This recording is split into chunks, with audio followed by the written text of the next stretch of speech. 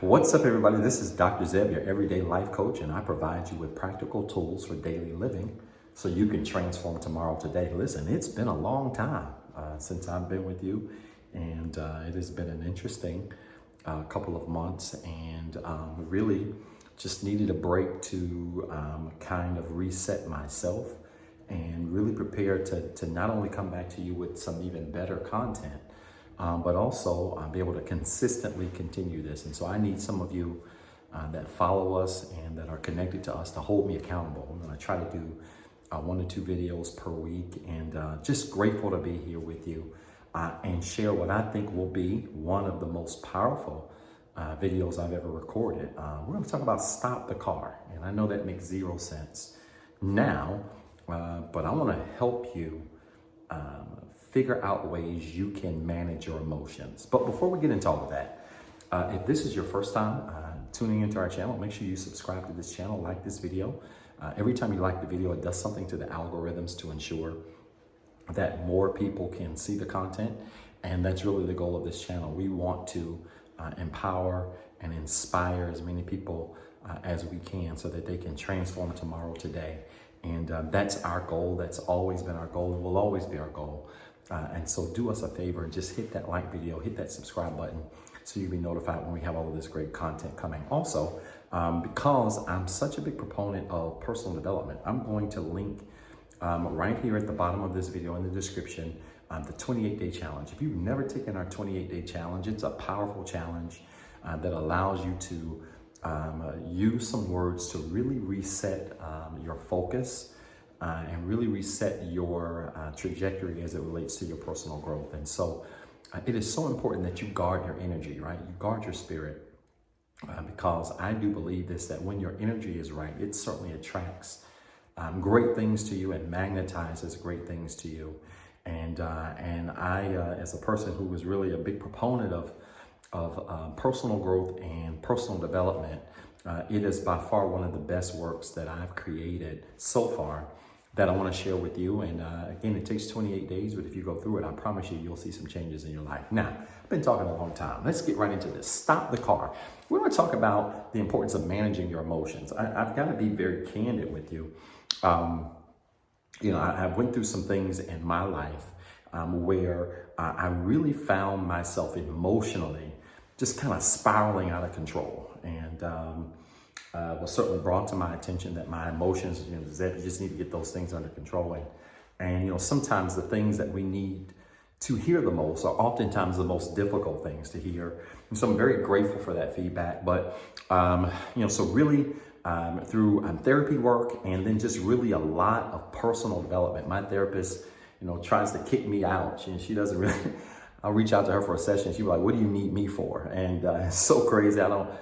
I guess that's supposed to be a compliment. But what she's saying is that you put in the work and you understand what it takes to grow and develop. And I really just had to take a couple of steps back and just, think about ways that I could reset my emotions. Because here's the thing. If you don't manage your emotions will manage you. If you don't manage your emotions can absolutely manage you. They can impact your life, impact your decision-making, impact your behavior, become a detriment to your relationships and your connections, and really just become a detriment to your life in general. And so I really just had to take a couple of steps back and ask myself, listen, why are things so out of control? And how can I turn this thing around for me so that I can be the best version of me that I can be? And apologize for the suit. I normally just do t-shirts. I'll be back on that. But just a crazy busy day today, and I wanted to get this video in quickly. So let's talk about stop the car. And I am an analogy guy. I love teaching in analogies because analogies make sense. And so let's talk about this. Imagine a car is sitting on the top of a hill, right? It's sitting on the top of a hill, and it's sitting up there, and it's parked on top of a hill. This analogy came to me probably, 5 or 6 weeks ago, and it was life-changing. And the timing of it was so perfect. I really needed something at that time. And the light clicked really quickly, and this is going to help you. Imagine the car is parked on top of a hill, right? And it's sitting there. And, the car is still, the car is calm at the moment because it's not moving, right? It's not moving forward. It's not moving backwards. It's sitting on top of the hill, right? Part of personal growth is getting to a place where you learn how to appreciate stillness, because a car is least effective or dangerous when it's not moving, right? So the car is sitting on top of a hill. If it's not going forward, if it's not going backwards, and it's sitting still, it is in a place where it literally can't harm anything or anyone. And so part of personal growth, I want to challenge all of you, and I'll probably do a video really soon on the importance of stillness and meditation, because I do know this for it without a shadow of a doubt, that every single day you should dedicate some time just to be still, right? Just to sit in stillness. Because when you dedicate that time to sit in stillness, then you really recognize how much power you have to control your life and control your emotions and you can't always control what things happen to you, the things that happen to you. You can't always control what people do. You can't always control situations, but you can always control you. And stillness helps us to to grow and to mature to a place where we can be okay in every moment, right? So again, the car is sitting on top of the hill. It is at its most calmest state, right? It's not going forward. It's not going backwards. So imagine a car sitting there, all right? And imagine that car then being tipped backwards, right? So somebody walks in front of the car is put in neutral, right? And somebody walks in front of the car and pushes the car lightly. What's going to happen? The car has been tipped and it's going to start going backwards. Now, I want to say this really quickly about triggers, because if we think about this in the context of our emotional health, all of us, believe it or not, have triggers. And I believe that all of us have emotional triggers. Those things that can happen in our lives that can really tip us off, right? That can push us backwards, that can cause movement when we are still, when we are calm. And so I want you to know that while I think we all have emotional triggers, this is important. And I've got a couple of notes here because I don't want to forget this.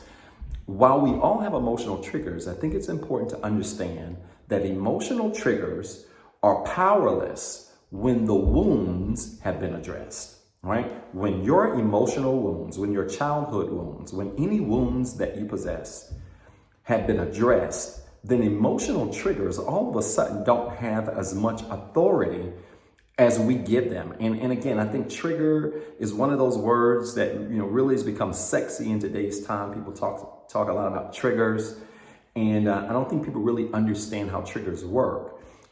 Because if they did, they would also understand that while triggers can certainly come from sources that you don't control, you can ultimately control triggers by controlling you.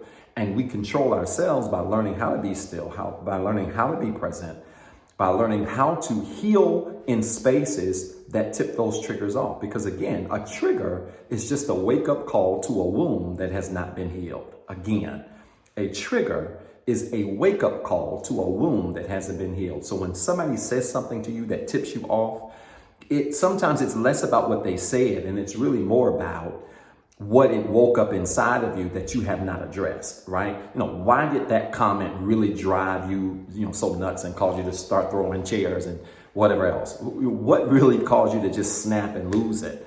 Was it really what they said? Was it really that serious? Or under the surface, was there something really that you were wounded by that you have not addressed that caused you to completely be tipped backwards, right? Think about the car on the hill. That caused you to be tipped backwards based on what was said, right? So was it really what was said or the wound that was not healed? And so again, emotional triggers are powerless when we spend the time dealing with the wound, right? So again, go back to the example. The car's at the top of the hill. If you gently push the car back, you don't have to push it hard, and the car starts rolling backwards, let me ask you this question. What is the best time to try to stop it? If you're at the top of a hill and you push the car backwards, what's the best time to try to stop it? Well, I'm going to suggest to you that the best time to stop that car is when it first starts. When the car first starts going backwards, is the best time to stop the car. Why? Because this slows the impact of momentum, right? If the car just starts to roll backwards, the best time to try to get behind that car, if you're going to get behind it and stop it that way, is when it first starts, right? Before it gets, to the busy part of the hill, right? Or to try to hurry up and jump in and open up the door, jump in and slam on the brakes and then put it in and park, is when the car first starts. Why? Because momentum has not been built up. Now, what's momentum? I want you to remember this definition. Momentum is the strength that is gained by a moving object, right? Momentum is simply the strength that is gained by an object when it starts moving. That's all momentum is. And so any object that moves gains strength the more it moves, right? It gains strength, it gains power.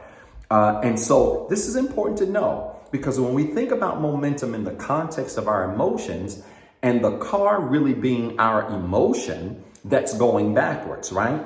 If our emotions start to go backwards or go negative, the fastest way and the best time to stop that negative momentum is when it first starts, right? Here's 3 things I want you to remember about momentum, and this may help to put it in context. Number 1, the object has no strength if it's not moving.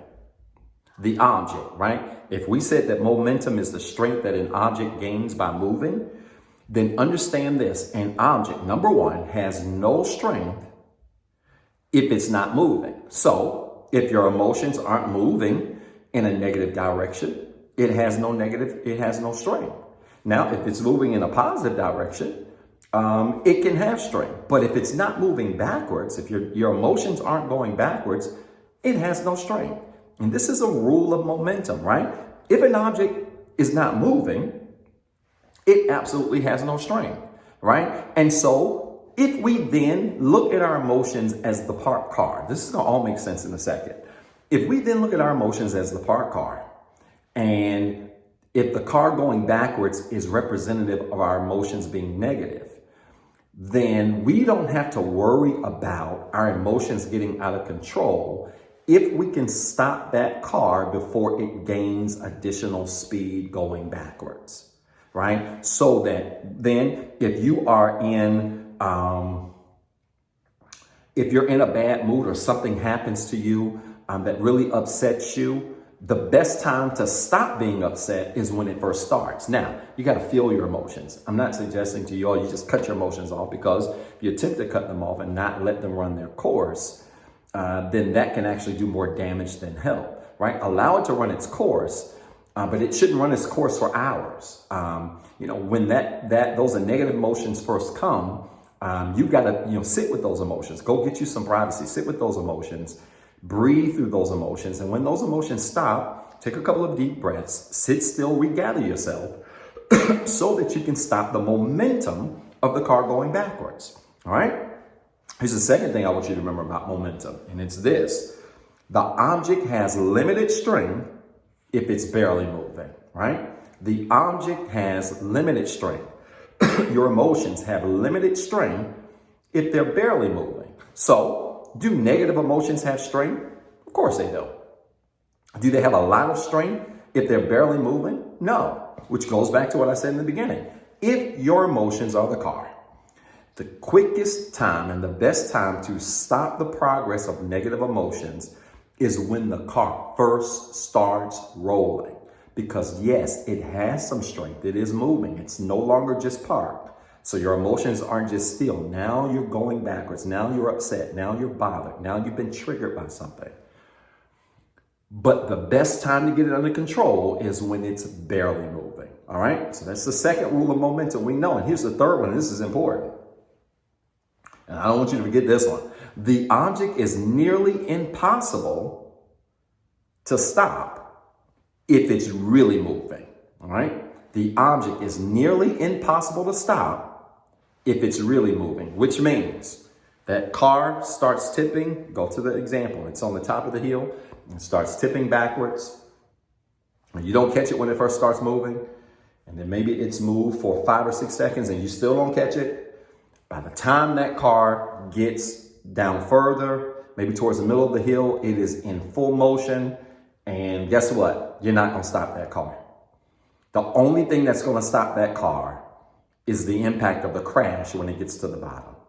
And it's either going to crash into somebody, it's going to run over somebody. And that's how our negative emotions work. See, when you don't cut off negative emotions when they first come, and you don't recognize them and then work to stop them, then those emotions get out of control. And not only do they get out of control, they become a danger to both of you and to everything around you. That's the great revelation in this. I'm just like, wow. Like, the only way that car can stop is when it gets to the bottom of the hill. And by the time it gets to the bottom of the hill, that car, if nobody's in there to guide it while it's going backwards or they're trying to stop it, that car's going to run into all kinds of things, hit people, run over things, run over people. It's going to make a big mess before it finally gets to the bottom of the hill. And when it gets to the bottom of the hill, it will then see the damage and the impact that it had because it was not stopped before momentum started. That's how your emotions work. Y'all, we've got to work. This thing really hit me like a sack of bricks about 5 or 6 weeks ago. We have to work daily to make sure that we manage our emotions. And one easy way to do that is, again, managing the things that trigger your emotions. How do we manage our triggers? Well, we manage our triggers by attempting to manage our wounds, which means we identify those things that we have not healed from. We identify those things that we still feel some pain and some hurt and disdain about. We work to heal in those spaces so that if a trigger comes, if a push comes, we can stop it before it gets busy. Because again, if not, and we haven't done the work and recognize what's happening, by the time your emotions in a negative momentum way get into full speed, you're not going to be able to stop it. And you're going to feel like you're spiraling out of control. And not only are you going to feel like you're spiraling out of control, you're going to end up doing some damage in the same token. So if the car represents our emotions, then we have the most control of the car when? Not at the bottom of the hill when it's already ran over everything, right? Not 5 or 10 seconds later. We've got some control, but we don't have a lot of control. Not when it first starts tipping because it is still moving and we got to hurry up and get in there and stop it. We have the most control of the car when it's standing still. And again, whether the car is moving forward, whether the car is moving backwards, when we master being still, this is what happens. We master being grounded, right? The way your emotions don't get the best of you is by working every single day to stay grounded. How much time do you spend in silence every single day? How much time do you spend off your phone every single day? How much time do you spend actually eating your dinner and not even, looking at your phone, browsing through your phone, or even watching TV, right? If you've got other people in your house, do you eat dinner and actually, do like they used to do back in the day, old school, where families would sit around or friends sit around the dinner table and actually eat dinner without a cell phone and a TV and actually look each other in the face and talk? These types of things help us to stay grounded, right? To stay in the present moment. And I believe that's so powerful when it comes to managing our emotions, right? Because again, if going backwards are the negative emotions, that's normal. It's normal, y'all, to get at a place where sometimes something really upsets you. I had to, if I could just be really transparent here, I had to really just kind of deprogram the way I saw myself because I really just felt like I was made to feel like, had no business, feeling bad or feeling negative about situations. No, I'm human like anybody else, right? If you're human, it is normal to feel negative emotions from time to time. What is not normal is going backwards and being out of control, right? What is not normal is allowing your emotions to get the best of you to the point where it changes your personality, your character, it ruins your relationships. You can't control your thoughts, and your thoughts become so overwhelming that it dictates your behavior. You become sporadic and out of control, like that car that's coming down the hill that has no one to steer it. Nobody's steering that car. That car's going to go wherever it wants to go.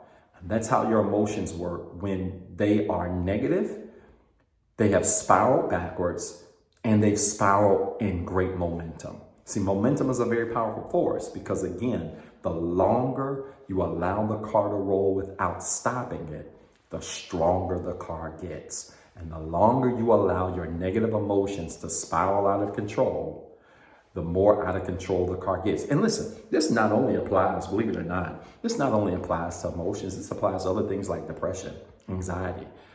You may have an issue with depression or being or anxiety or being fearful. You better address that fear as soon as you can, because if fear picks up momentum, fear can really cause you to spiral out of control. Anxiety really can cause you to spiral out of control, right? So we address those things by addressing the wounds that cause them.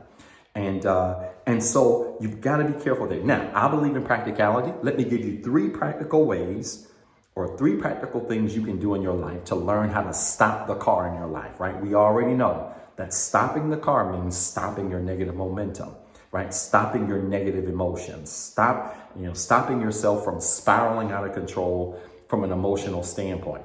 What are 3 things you can do starting today to help stop the car? Here's number 1.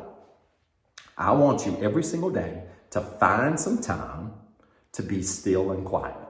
Okay? Every single day, I want you to find some time to be still and quiet, which means when you first get up in the morning, maybe you work out like I do. I get up at 4:28 every single morning.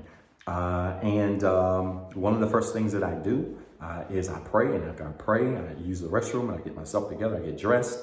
And even now, before I work out, the very next thing that I do is I meditate. I sit there in silence. And that stillness really helps to create the canvas that's necessary. And I'm going to do a video on meditation real soon.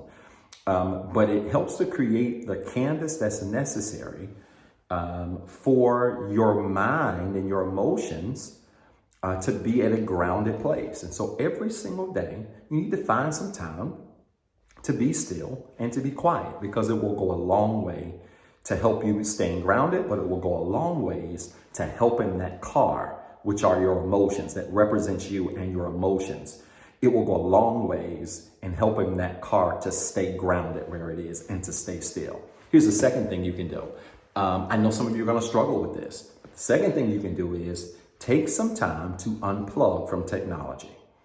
Yeah, take some time to unplug from technology. Believe it or not, one of the greatest challenges, or reasons rather, why so many people have challenges with their emotions is because they are so locked into technology, social media, and everything that comes with that, that they have not taken the moment and the time to really embrace the present moment of where their life is, right? I remember a day, believe it or not, where phones weren't all of that. And I remember growing up as a kid where we were looking forward to not coming home after school to get on our phones.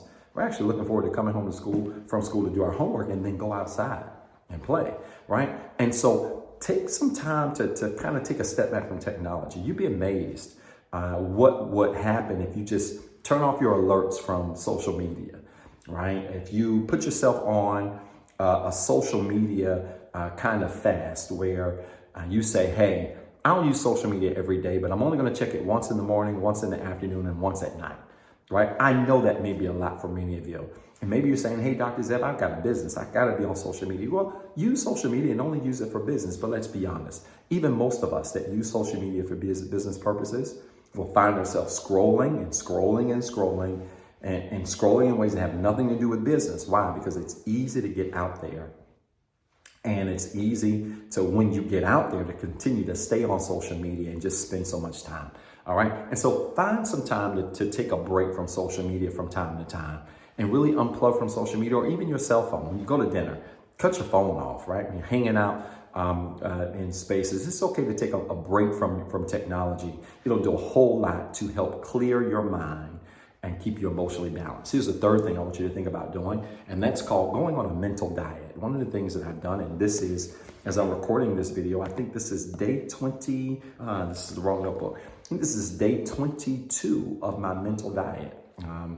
It's something that I learned about, and a mental diet is simple. It simply says that what you're going to do, and the mental diet was actually designed to only be 7 days. There's a book called The 7-Day Mental Diet.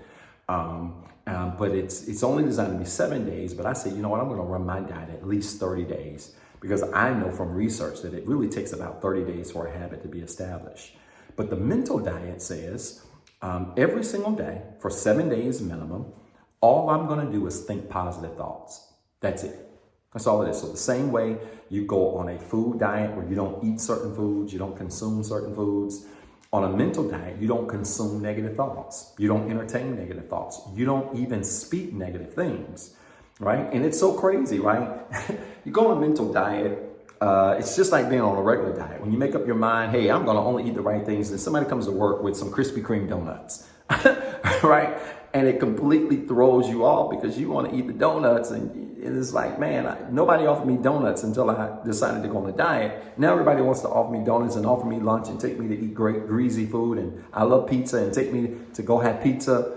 And that's how mental diets work as well. When I remember starting my mental diet, day 1 was just awesome.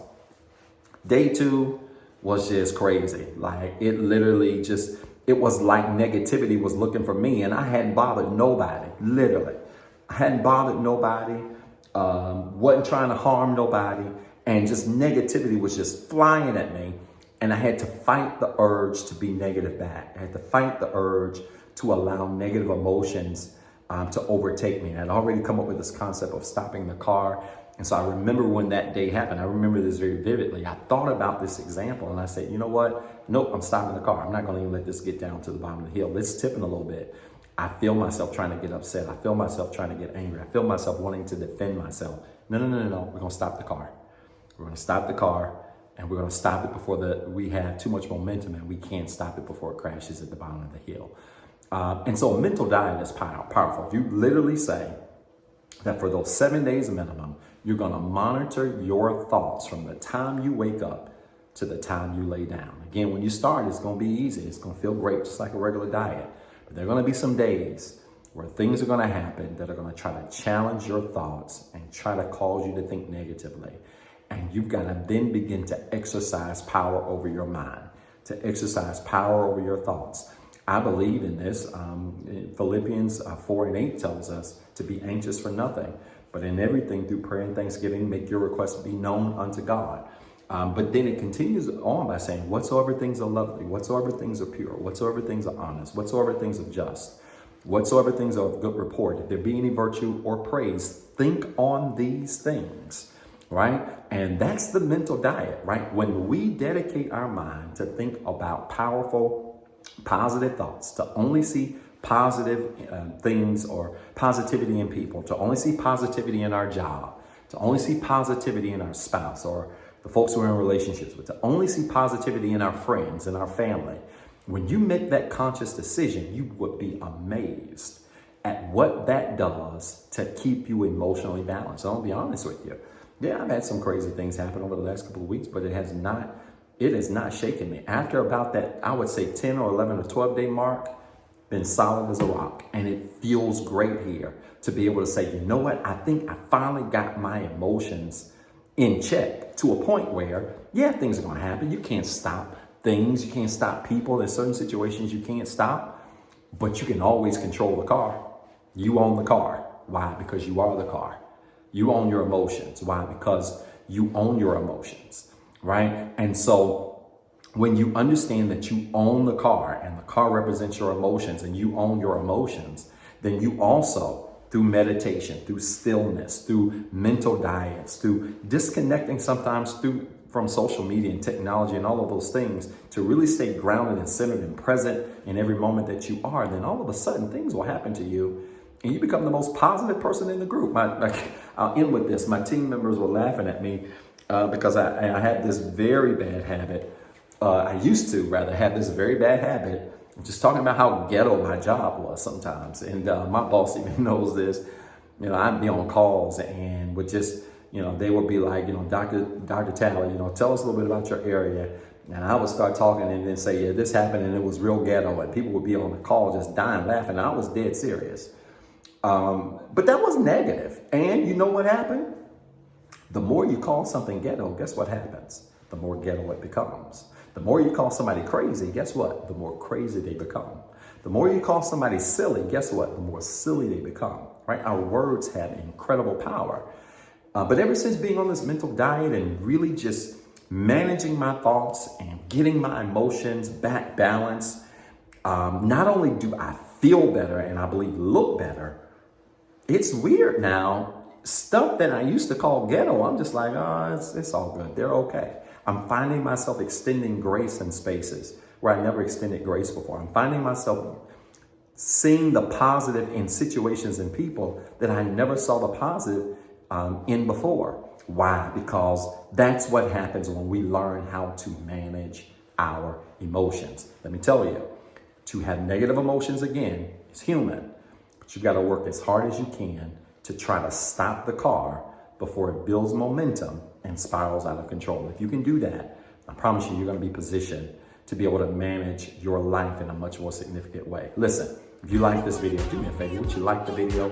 And not only like the video, subscribe to our channel. And again, I'm going to place some links in the description of the 28-day challenge. And we're going to get ready to do another video, probably on meditation. We're going to talk to you a little bit about how meditation really impacts your life and allows you to create your life in a different way. And so we'll be sure to follow up with that link in the description as well. Again, like the video, subscribe to this channel, and remember, you've got 2 jobs. 1, I want you to be better today than what you were yesterday. And 2, don't forget what I told you. Now go after it.